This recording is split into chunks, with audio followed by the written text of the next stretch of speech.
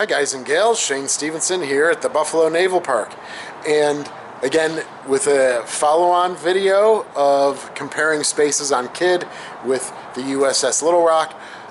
I'm going to be doing an overview of the quarterdeck and that midship passageway which held their sick bay and their supply office. Alright, our supply office, as I've just shown in another video about the head, would have been in the passageway that I'm going to show you. This turned into, after the Navy removed Mount 53, this is the space that turned into the supply office here. And this was our docent office. All right, I peeked through in that video, I peeked through that little door right there. All right. And then right there is the electrical workshop, and then the head after that. So, what you saw was, for us, this is where people enter. Starboard side, right, on the quarterdeck, which is the Cold War quarterdeck. Well, you know, you might be very familiar. We have the nice shamrock with the gunpowder casings with the names of the 5 Sullivan brothers. But right here is their beautiful practice loader. Lovely. Now, I mentioned in that video that we have the 2 doors here for the 7.2s and 20mm ready service lockers. You'll see those here, although that would have changed when we got rid of the 20mm during the Cold War. And they actually had doors here with where I think their 20mm ready service locker was there, and also over here. So at some point in our configuration, and I can go back to the 56 blueprint to see if it's in this configuration or if the doors were still there. All right, of course, one of the major things is our overhead as well. They have the Mount 53 right up there. They have the catwalk, which would be over here. All right, they also have their torpedo crane right up here, leading to their quintuple torpedo tube. We had our area sealed in, as you can see. And then their catwalk would have been here to get from the aft deck house to the forward deck house. A lot of good stuff. So we rounded the corner in that video at the Kidd. We rounded the corner. Here's again the deck hatch that leads to engineering spaces. But take a look. We have our Mark 63 gunfire control. One of the spaces, and that would have been for the 3-inch 50s. That now would have been populating right up there. So as I mentioned, the deck house really expands, and I used, I believe, this joint on the Kidd as a point. They're also open. All right, and then their 40mm, if their 40mm radar space, clipping and ready service locker and space would be right along here. But you can see how little space we have, so all of those got shifted. And I said you kind of walk along the scuppers. All right, here it is here, almost along that joint that I pointed out with on the Kidd. All right, but it's all pushed back. That's probably the original width of the deck house, there to here, and then expanded because of that gunfire control. Now, this is where it gets a little confusing, right? We also have another radar space here, again necessitating the need to expand the deck house out. And my thinking is, let's see here, straight door. My thinking is this is where the supply space was. Right, as I believe I said, our door shifted aft a little bit, which means their door might be somewhere in there. And now I wonder if there's a weld mark. Well, that might be for, oh, come on. Come on, let's see. All right, so this is the first time I'm doing this, but I don't see anything right off the bat.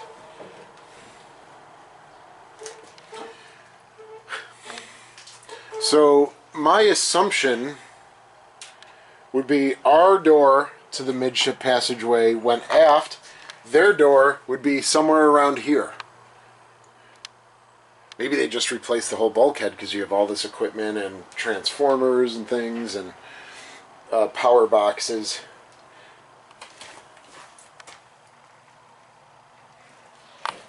Okay, well that could be a follow-up for another time, certainly. So, as you saw in that video, if the door is right here, it's just a straight shot all the way through to the other side. Blink, blink, you come out on the other side, there's the 40mm and radar space out on port. Alright, so I'll show you how it is here.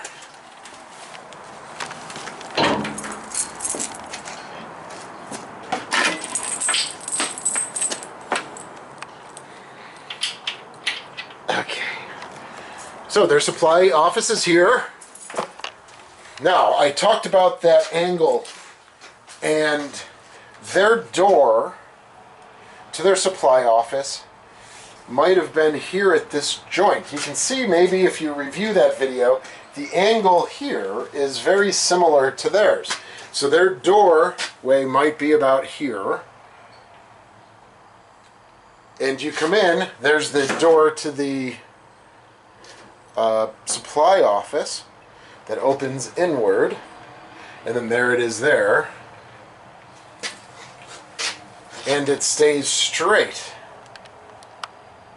So you walk in here, you turn, and here is our sick bay here with the door here, but we also have a door now here as well. So this is the original sick bay door, and that might have even been moved to, I know it's pretty tight in here, to about here. I'll have to review the video again because here's our battery space. I thought there was a little more separation between the sick bay door and the battery space. So their door might be about here.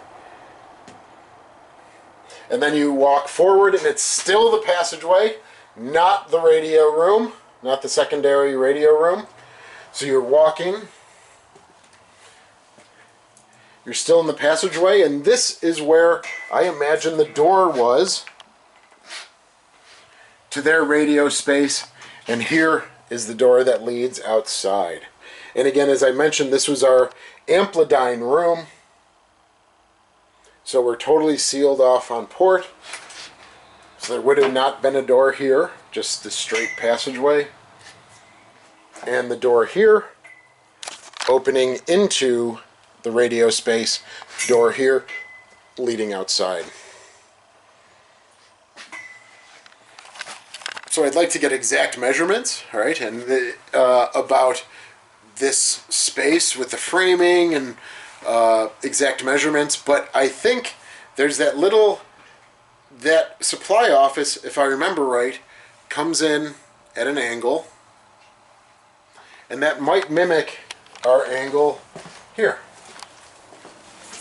So what I'm thinking is their door to the supply, and I even peek in there a little bit and I say, oh, you know, there's that, I was talking about the bulkhead right here, and I put my hand through the door. All right, so that reminds me of this angle here, but it is straight. This is our gunnery office here on the Sullivans. They actually had another door that was flush over here with the straight line, and then carries through and out. So the reason they had to build Amplidyne rooms was because they wanted to give the rotational rate of the 3-inch 50s directly above us a little more power when needed. And so the Amplidyne spaces would be able to provide that extra burst of power to help the 3-inch 50s rotate if they needed to be rotated more quickly.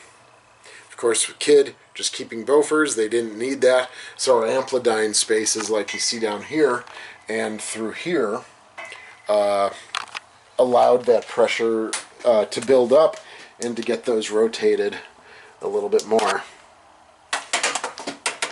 And here's just, you know, power panels and but again, this would be outside on the Kid.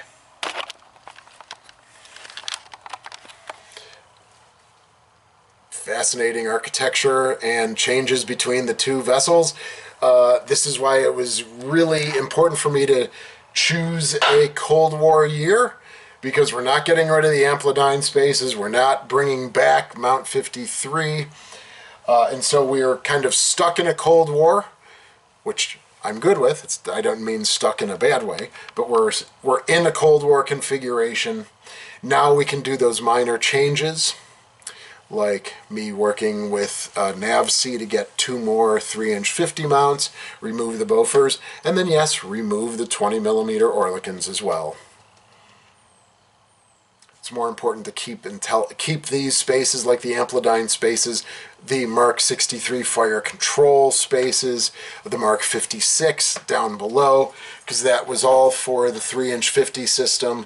It could be combined, not only the 3-inch 50s, but with the 5-inch 38s, and that really embroiders the story much more than trying to go back to World War II. So we'll let the Kid stay there. She's a beautiful ship. We'll let her stay in August of 45. We will be in 1962. And so looking forward to continuing to tell you these stories. Thanks so much, everyone, and we will see you again soon.